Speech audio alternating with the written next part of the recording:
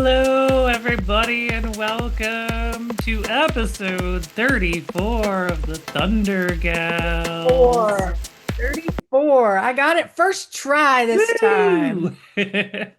I am your host, Thunder Auntie Brittany, aka Oklasoda Gal, here with my co-host Paula. How you doing, Paula? I'm good. I am good. Filling my time since basketball ended. There's no basketball anymore. So there's nothing No, to watch. I'm totally, reading no, a good book. no games are going on at all in the NBA. Wait, Mm-mm. except for this crazy comeback in game four by the Knicks. What? I'm unaware. I don't know if you've Listen, been watching the games, but I watched that I one. I in complete transparency, I am not watching any of the games. Basketball ended on May 31st. However, I still support my friends that have teams playing, and my social media is completely filled with NBA thread stuff. That's why when you text me the other night and you were like, "Wow." And I was like, "What?" Like I What? literally meant what? Like I had no idea. And so I was like, what am I missing? It's 10:30, 11 o'clock at night, Right. and I just thought it was so funny because I literally I didn't have a screen. Well, I had a screen on. It was my iPad, but I mean, I had no social media on, so I had like no idea what was going on. I don't blame you. That's definitely a good way to be. I've been trying to put the social media away more in the evenings and just watch like Deadwood. I'm watching that with my husband now, and we're deep into season two of that on HBO. So Nice. somehow I missed it the first when it came out and never got around to watching it. Great show. Very much enjoying it. I'm reading Dungeon Crawler Carl. I don't know if you're familiar with it. It's a whole series, and I'm not going to spoil too much, but basically, aliens come, take over the earth, and the living survivors can either live on an earth that's being decimated or go down into this dungeon to this. It's like Hunger Games for different levels of floors, and it's a game show, and it's very over the top, and it's fun. That It's sounds very awesome. I'm totally it gonna check that is. out. So there's 8 books so far, and I'm on book 5 as of today. So that's what's been keeping me interested this week. And so when we talk about the NBA Finals series, I'm just getting snippets. But I did hear about this miraculous 30-point comeback. Yes, I had this game on. I had it on my computer screen while we were watching the show. And then after we watched a couple episodes, I flipped on to watch the fourth quarter on my Uh-huh. main screen. And I was like, just kind of kept it on. I started playing solitaire, but I kept looking up. I was like, well, the Knicks are chipping away at this, and they've had a lot of comebacks, so I didn't turn it off. And I was rewarded Uh-huh. with the amazing comeback, and just those the frantic last 2 minutes of that game were just unbelievable play after unbelievable play. Um, Wimby missed two free throws in clutch moments in the last minute of the game. Like, Mhm. that was wild to That's see. rough. I Um, mean, all I know is I just kept seeing a bunch of retractions of people that had put out, oh, it's a slam dunk. Oh, look at this. Oh, and 30 down, look at that. 29 down, and then it was like freezing cold takes after the yeah, final buzzer. it was unbelievable. The Spurs just finally, it seems like whatever magic carpet ride they had been on, that their lack of playoff experience hadn't really been hurting them. It's really showing up in this series against the New York Knicks. They just are folding in clutch moments that they didn't fold in the Oklahoma City series. Yeah. I don't want to be what if, we lost. It is what it is, but I gotta Oh think no, I'm gonna what if. We've got a topic coming up. if we had AJ and J Dub for that series, I think it just turns out differently. We just didn't have the playmakers when it counted. So yeah. So it's 3-1 Knicks. They go back to San Antonio now. Yep, And is that Saturday night. tomorrow night? Okay. Yep. And so it may, I mean, they took the first two in San Antonio. They did. I mean, it's going to be tough to close it out in San Antonio. The Thunder went down there up 3-2 and just had a real trouble down there. So expect the Spurs will play a better, more complete game in game five. But then they have to go back to New York for game six, even if the Spurs can stave off elimination. And you got to think that the Garden is just going to be as nuts as I've probably ever seen it if they go back there for a game six with a chance to clinch. Now, I will say, I know everybody is, oh, Knicks fans, they're going to go crazy, Madison Square Garden. I will say, no bias towards any team, but some of the actions outside of the arena are disturbing to see. Yeah. And I want to remind everyone again, this is just a ball game. It's just a Yeah. ball game. And these players are people. And even Yeah. the fans. I saw something that drove me nuts. There was a Spurs fan who was wearing a jersey that got attacked. He was walking by himself. And I kept reading people say, well, if he hadn't been wearing his jersey. And that made me livid because then that goes back to the stories of, well, what was she wearing? If she hadn't Yeah. been wearing this, she wouldn't have been attacked. And I'm like, it's the same double standard. Just shut your mouth. No one wearing whatever clothes they're wearing ever deserves to be attacked, It's sports or anything else. that it's just nuts to see that. It's very unfortunate because I know it's a handful of people compared to the number of fans that there are. So I Absolutely. do not want to impugn the entire Knicks fan Nope. base, but Nope. especially you haven't been watching, but if you saw any of the first two games in San Antonio, I'd say a third of the crowd was Knicks fans. Like Oh, Knicks wow. fans have been traveling and buying up tickets in the opposing teams' arenas. And That's amazing. it felt like there were moments when the Knicks were winning that they were getting like a home crowd cheering for them in San Oh, Antonio wow. I did almost. hear it was loud down there. So, So I mean, and I didn't see any videos of people in Knicks jerseys in San Antonio getting beat up for daring to wear a Knicks jersey in San Antonio. So come on, folks, do better. Also, there was yeah. video of when the Spurs team bus got back to their hotel after game four. Somebody Hmm. was throwing eggs and like hit Wimby with one or two eggs as he was Yeah. walking. Come on, y'all. I This don't is know. That's absolutely unnecessary. ridiculous. I did see there were like 56 arrests made that night, so certainly, the authorities were doing their best to try to get a handle on it, but yeah, I people are did see going that there crazy. was I did see that there was one fan that ran onto the court to take a selfie with Wimby, lifetime ban, then didn't even get Wimby's face in the shot. Like you had your opportunity and this is what you get. I I can't mean, even imagine get it wanting to do that. Like, why? Why get a lifetime imagine the ban for cost that? of the ticket for courtside. You've already paid big money to be there.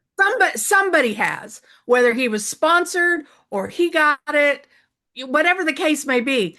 Those courtside seats to have access to be able to do that, and now you're banned? Like, come on. And then Yeah. didn't even get the shot. Well, what's crazy is if you're up that close to the court anyway, you can do a selfie and get him in that selfie with you pretty easily. I've Yeah. sat courtside. It's not that hard. No, especially if they're throwing in or they're right on the court sideline. So Yeah, not I don't hard. know. You could just do it without getting on the court. Enthusiasm getting a little out of control in this series. It is, but it's almost over. Knicks have a chance to clinch this, and Spurs are going to do their best to try to now push it to seven. But I'm feeling a Knicks victory coming. Like it really feels like they've got this one. So, Well, on to Thunder on material. to the, 'Cause we are I a am Thunder very, podcast. yes. Yeah. So last week we talked about the exit interviews from the players.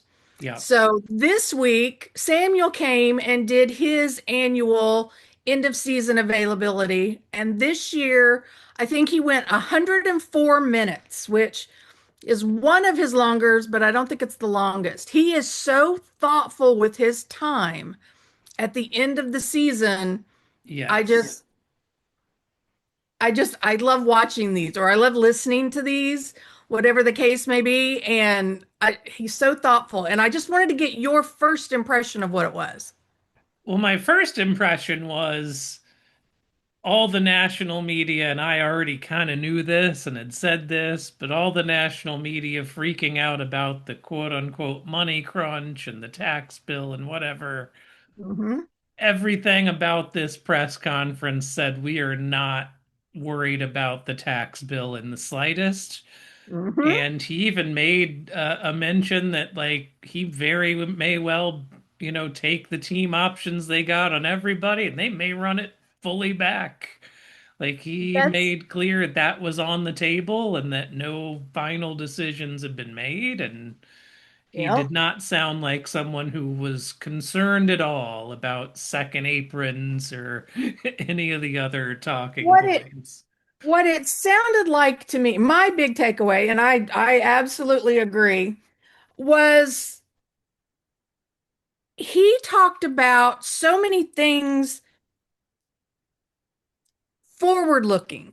Yeah. Like he kept talking about, we haven't seen this whole team. There were injured. Now he wasn't making excuses for the losses. That was not what he was doing. But he was saying we didn't see this team play together. Like this team has not reached its final form. I mean, he flat out said that we've got players that are not in their prime yet. Yeah. Um, that out of the 9 or 10 players that played in the playoffs last year, they played 11 games together total.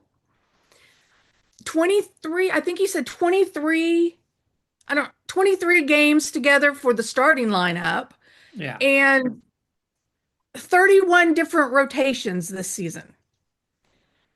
So to me, I took from that there is a potential that they are satisfied with what they have and may run it back. He did say it was going to take longer this year to Yes. look at everything and weigh everything. I still think there will be at least two roster changes, at least There two. will have to But be at least a couple, just because if you bring in any new draft picks, they're gonna have to take somebody's spot, which yeah, we've got two picks in the top, 12 and 17 in the first round. First round picks are guaranteed a contract, so you have to find a roster spot for them. yeah, So unless we trade those picks away, like somebody's going to be the odd man out on some level. But I mean, that's just a couple and those are, moves around the edges. We certainly would not expect any major changes to the core.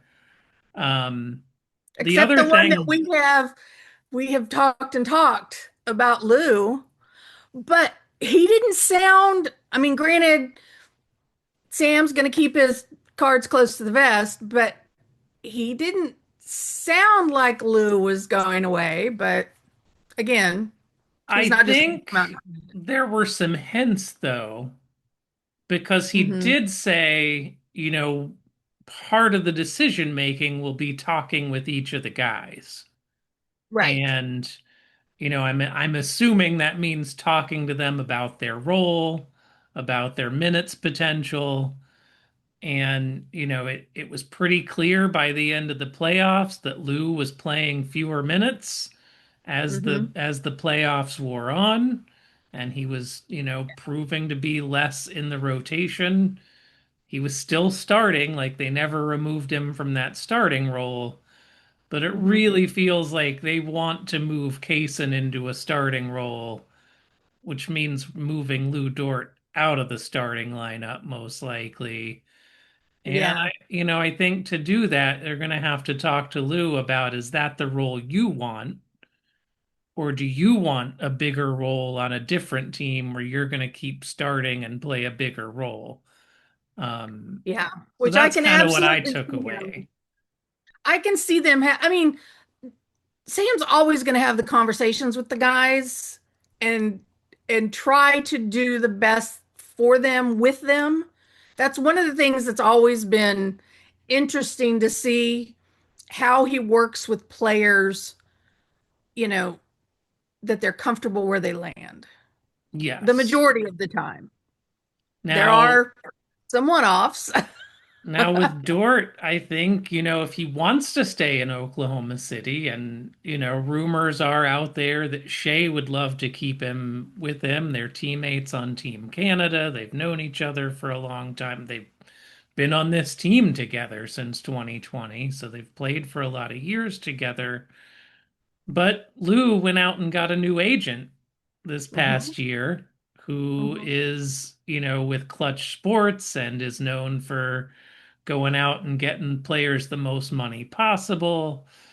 He's not known as the kind of guy you would sign up with if your goal is taking some kind of team friendly deal to make it, make the roster work. Right. So just But I don't think it's a reading the tea rumor. leaves. I don't think it's a rumor considering Shay just flat out said that he wants Lou here. Yeah, I mean, he kind of said so, but he also Yeah. said, I'm not going to pressure the team any No, one way or and the he won't. other. I don't see that at Um, all. But talking about Queso, Sam said his best basketball is in front of him for sure. Absolutely. I mean, he played fantastic in that series against the Spurs. He really had a great playoffs altogether. I believe he shot 50% from three during the Spurs series in the Western Conference Finals on 5 attempts a game. So, like, Pretty that's good. massive. He was the Yeah. NBA steals leader. Like, Yeah. this is a guy we've got to find a way to give him more minutes, and some that's gonna come at the cost of minutes to somebody like Lou Dort because they're very similar players. But Lou is maybe kind of on the downside where he's about to start the declining years of his career, while as you just Yeah. said, Kaysen's got his best days ahead of him. So Yeah.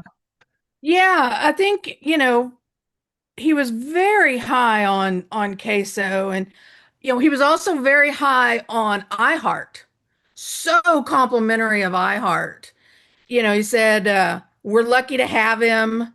His family's given he and his family have given this community a big hug.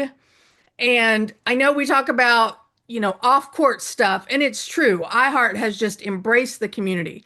Now, I think they will have a conversation, and like we discussed last week, I fully anticipate that his contract will get reworked. yeah, that's where I'm landing on it. I definitely got the sense from the Presti presser that iHeart was somebody they're really looking to hang on to and make this work.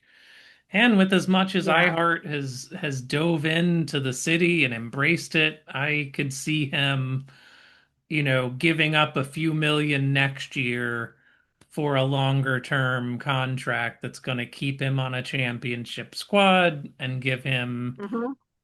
some guaranteed money down the line. So I see I that can in see the that. window. The window's still open for several years. Yeah. So if iHeart comes and renegotiates and ends up on, what did we say last year, 480, 4 years for 80, give or Yeah. take, you know, that would keep him through the window. And I think Absolutely. that would be great. And I can see him wanting to do something like that. So I don't And know.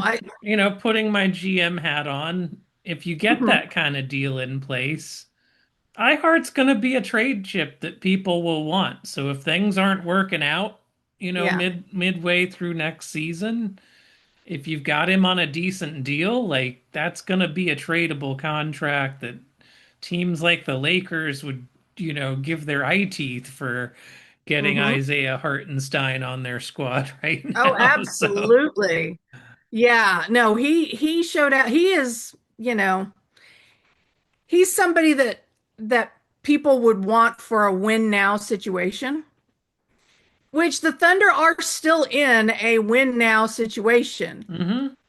but they also have a future who's going to pick up. We've got Thomas Sorber. We don't know what he's going to do. Jared McCain, AJ Mitchell. And I'm going to say this one. Samuel spoke on Nikki T and said that he is going to have a monster summer. I And am looking forward to it. oh, Um, I'm so excited for this. I think that the future looks so bright and we get so attached and so affixed to our current roster. Understandable, completely understandable. But we also have to keep an eye to the future. And, you know, well, I think we've got a great future. oh yeah, we definitely do. And now, unfortunately, Sorber will not be available for Summer League. That was something that came out of the press Yeah. conference. Nikki T will be playing in Summer League though. So I Hmm. think the Vegas Summer League starts, I think, July 9th. Yep. I'll double check that and I'll make Ninth sure through we the get I'll 13th, I make think. sure we have all correct dates, well ahead of then. Oh yeah. Because we're gonna want to talk about that. Or at least I know I will.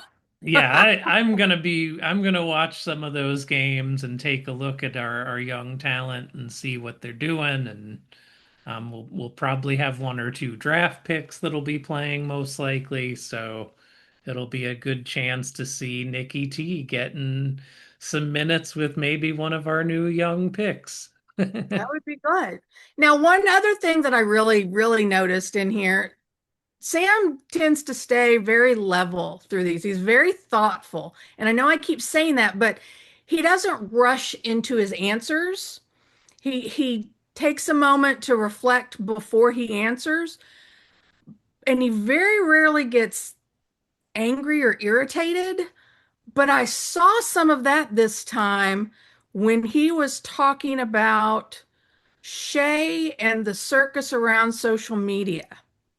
And it was Yes. very surprising to me that he came out so, for Samuel, so aggressive against it, the negativity. And it was Yeah. very surprising because he usually keeps, you know, even I tempered. I pulled this quote up to have it ready for this episode, Uh-huh. actually. Sam said, I think a couple things. One part of it, it just comes with the territory, and that's to be expected. When we have success, it's just kind of the way the world has been. I think the change to that, and it's not necessarily a complaint, but I'm just trying to answer what you're saying, is there's like an architecture or infrastructure to the way that social media works. And we've seen it with how we talk about our politics and what that's done.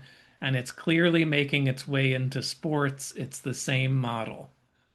Um, he was very much, going at these narratives that took hold throughout the playoffs that he was just like, we're playing by the rules. Everybody plays by the same rules. Hmm. And yet we're being talked about as though we're doing something unique and different. And um, He said about Shea, he's playing against six people. He's got five defenders, and the sixth defender is social media. yeah, There was a lot of noise around Shea during this postseason run. There was. And that I think is not one, I don't think was typical no. of what we've heard of the narrative about Shea previous, even during this season. There was some flopping and some free throw merchant nonsense, but overall it wasn't ugly. No, it got ugly in the playoffs, and he really pushed back too. He was like first fans complain that, players only take threes all the time now. Shea comes out here, brings back the mid-range game, and no one's giving him credit for it. Yeah. People talk about players aren't available and aren't accessible. Shea's out there every game, 45 minutes signing autographs for as many people as he can. He's like, Yeah. this guy is literally doing everything fans have been clamoring for and saying they want, and now they're turning on him, like, for what? Like, because some weird social media clips have surfaced to where now we can play over and over like the one time he may over exaggerates during the game, and now it Hmm. just gets played on a loop and that's all fans are seeing. Like, come on now. Yeah. Sure. And it's always, it's not always. It's a lot of the time people, of course, are very surface level and all they see is this repetitive fall on the ground, fall on the ground, fall on the ground. It's the same, it could be the same game, it could be the same fall down, and they don't look any further than this, you know, 12-second TikTok, loop. And Yeah, so, and like you said in that quote, it's the infrastructure, the architecture of this promotes that because those are the things that get people engaged and draw eyeballs. And so, you even now have sports, personalities on like television. We're trying to build up their following so that they can get more eyeballs on their show, mhm, engaging in this on social media as well and helping to, fuel the narrative, and it's really unfortunate. I mean, I was really happy back during the actual conference finals when Reggie Miller went on one of those shows and was like, I don't get it. Like, Shea's amazing. Why are people talking about him like this? Like, yeah. we all try drawing fouls. I tried drawing fouls in the 90s. Like, we've all been doing this for 30 years. What are they talking about? There's such a distinct line between former current players and you know fans and Yeah. perceptions and things, and it's what drives things, and I know that that's one thing. I'm gonna pat us on the back just briefly. I know that's one of the things that you and I talk about of how we want to bring this out to people and bring people into Thunder fandom. And we joke about other teams, but we never, I'm not throwing eggs at anybody. I'm not going throwing eggs or anything. We try to make it a positive, uplifting place to note this is a sport, this is fun, this is enjoyable. You know, I mean, and we see it. We get players, fans from other teams that support us. They come in and they cheer for us and talk about it. And then there's others, and I'm like, how do you spend the energy to be so negative and bombastic just to get some more views? Like, that's draining as hell. I Yeah. like I I don't spend want to enough live like energy cheering for my guys. that. I don't either. It's so negative and it's so frustrating. So, I mean, I'm not saying we're perfect by any means because there's some players, not going to say names, Reggie, so, but E- again, I just, Even then, we have fun with it, but we're not yeah, literally out there, going after their, entire character. no, I'm not wasting eggs on him. And it's playful, Have you truly, seen truly. the cost of eggs? Right? I mean, but no, in all honesty, you and I both know if I was in the same room with Reggie, I'm not going up and talking smack to him. He's a Thunder legend. I'll be very polite and cordial and, life's good. I'm not, I don't know, Reggie whatever. Jackson, starting point guard. Hey, you know I what? have an We, appreciation. you know what? He had a goal, and that He did. goal he achieved it, so he became a starting point guard elsewhere, and that's fine. Yeah. Now you put me in the same room with Russ, I'm gonna be. You remember that time when And you that were in that Denver and you made that? That was I cool. swear I know how to talk. A debate de ball. No, I would be illiterate. No, Oh but yeah. it's it's supposed to be fun, people, and Yeah. that's what I think. Absolutely. So that was the Presty presser. Anything else about the presser that stood out to you?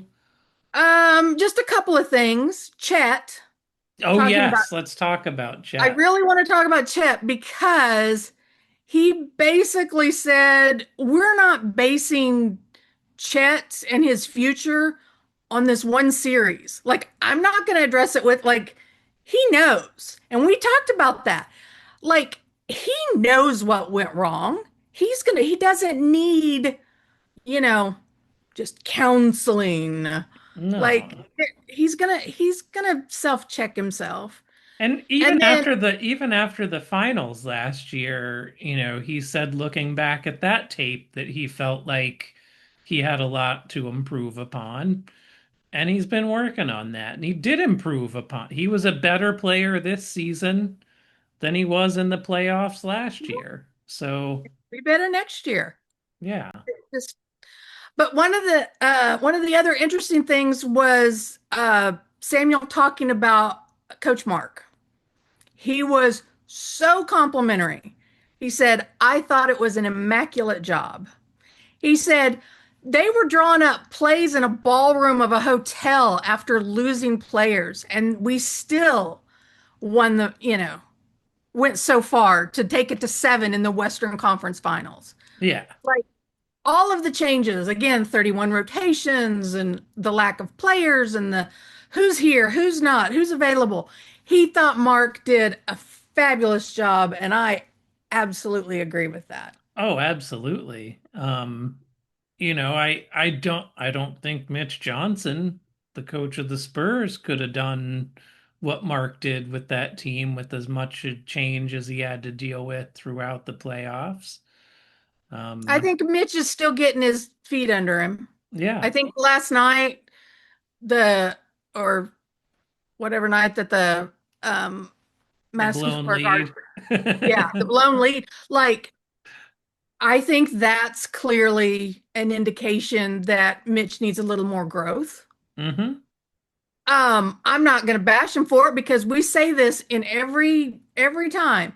Anything can happen in basketball. Anything. Hmm. So, again, another opportunity for somebody that doesn't need to be beat down about it. He's going to have to go back and figure out what went wrong and how to do it. But now he has the experience. Chet Yeah. now has the experience of coming up short, and how will he come back from that? Because, they had always said they'd always been first in the West, had always done all of these positive things since Chet had been there. And so, like, this was probably the strongest letdown that Chet has had in his professional career. It's And kind of funny. I was watching a video this morning completely unrelated to the Thunder, I thought.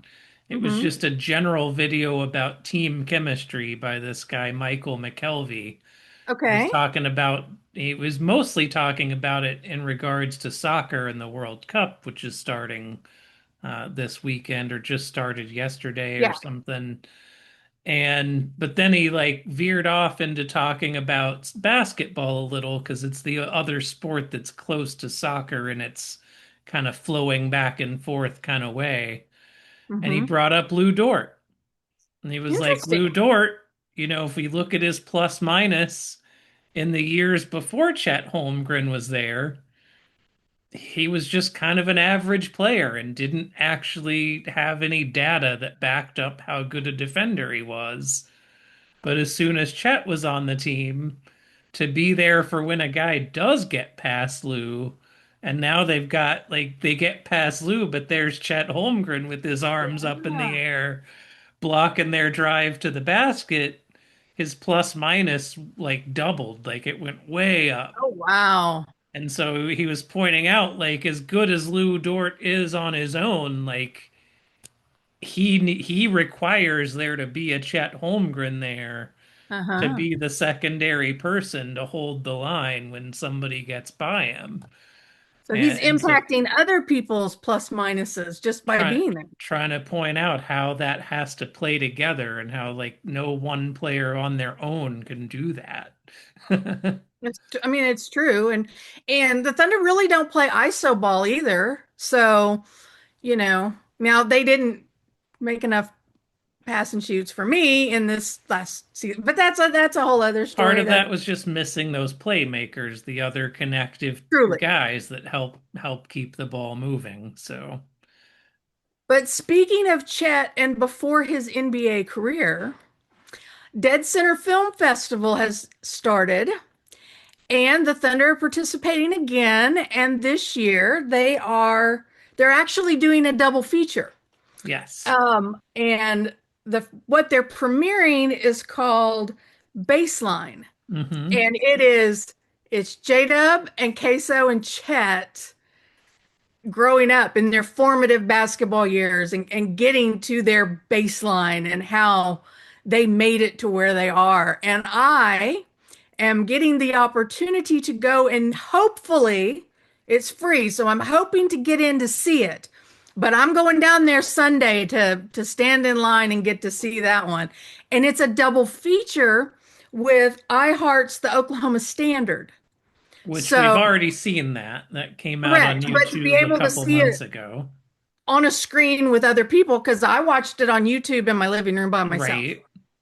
So to be surrounded by Oklahomans, and probably several of them haven't seen it, I'm excited. Now I don't know if there'll be a Q&A after either one. I don't know what if any players will be there, but I'm sure going to be prepared in case they are. Yay, Well, that's I say that, exciting. but I might be in the room.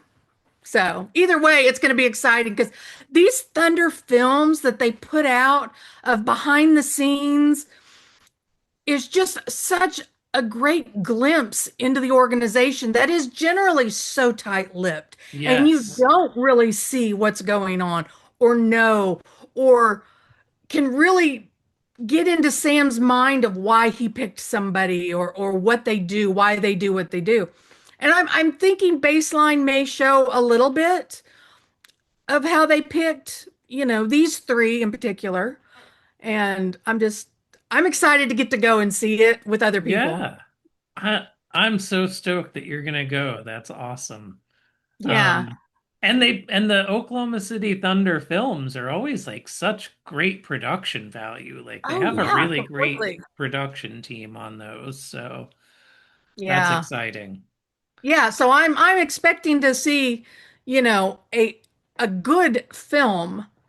And the topic is going to be interesting. So I'm excited to have an opportunity to try to go see it. And I'm sure, just like they do with all of theirs after the festival, it will be on their YouTube page so that everybody will have an opportunity to see it because they put a lot of love and effort into these, and it's great when everybody gets to see them. Yay, I'm Mhm. excited. I We'll know. we'll get a report on that, everybody, next week. We're gonna Mhm. make sure that Paula tells us all about her experience should she get in. Oh, you'll hear about it even if I don't get in.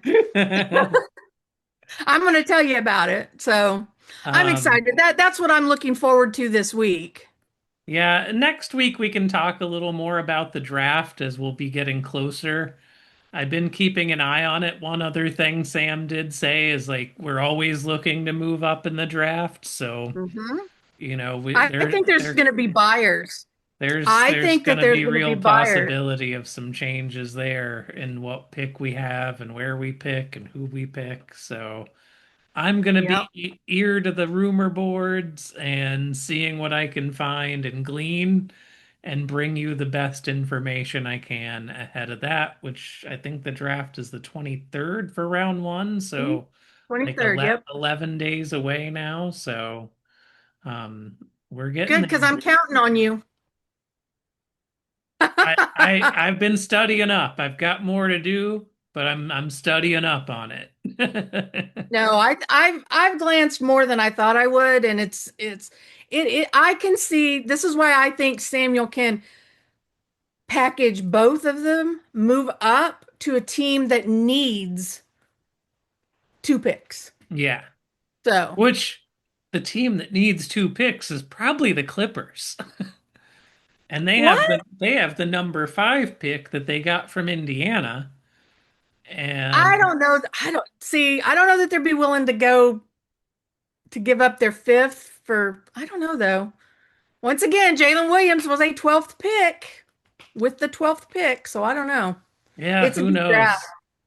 But the other thing hanging over the Clippers is that aspiration scandal, Mm-hmm. which Adam Silver says that will be wrapped up soon and definitely before the draft. So Any day now. they could get punishment that includes losing draft picks or something. I don't know if they would But I do don't think that something as makes it a immediate benefit as to pulling the it Thunder. this year, but well, that's what I'm saying. I don't know.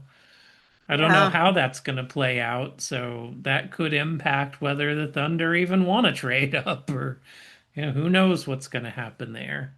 Yeah. So, I will say one thing. You mentioned Reggie Miller the earlier. I have a friend. He's a Mavs fan, bless his heart. He's in Indianapolis this week, and he sent me a picture of there's a mural of Reggie in Indianapolis, and it's I don't I don't know if you can see it. oh yeah, the famous choke. Yeah. So he sent it to me, and my first response was because I haven't had enough Reggie Miller this year. I like Reggie Miller. No, I do I know too. I do too. many It was people in the just fan base don't, but I like him. it was just so funny after having him on the call for so many games, and then this is the first picture he sends me from Indianapolis. I'm like, I'll take the NBC sports crew over this ABC ESPN crew that featuring too much Kendrick Perkins and Stephen A. Smith and whatever else these like haters they bring on. but it goes back to what we talked about earlier. It gets more attention because you're not going to get as many clicks when you're praising as in versus when you're being divisive. Yeah, I mean, it's that's just social media across the board.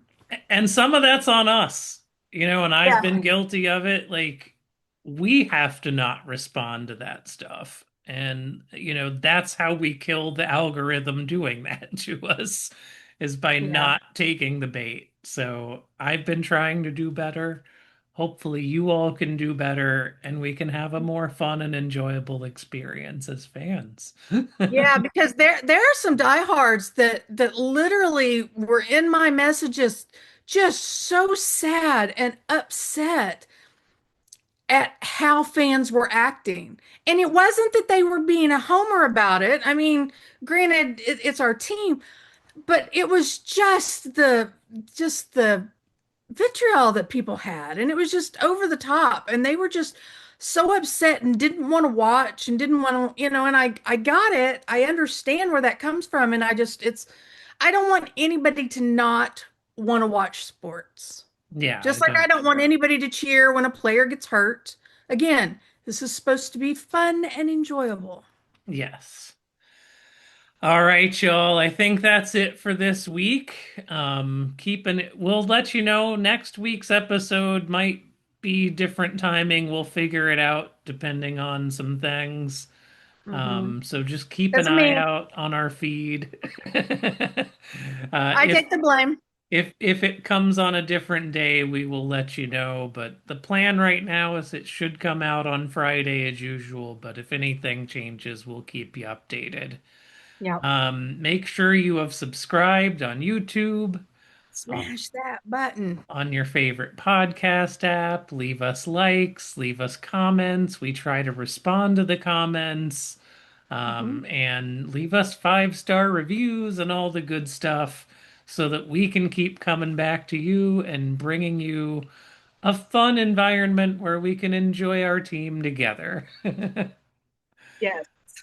All right, y'all. Peace and thunder up. Bye.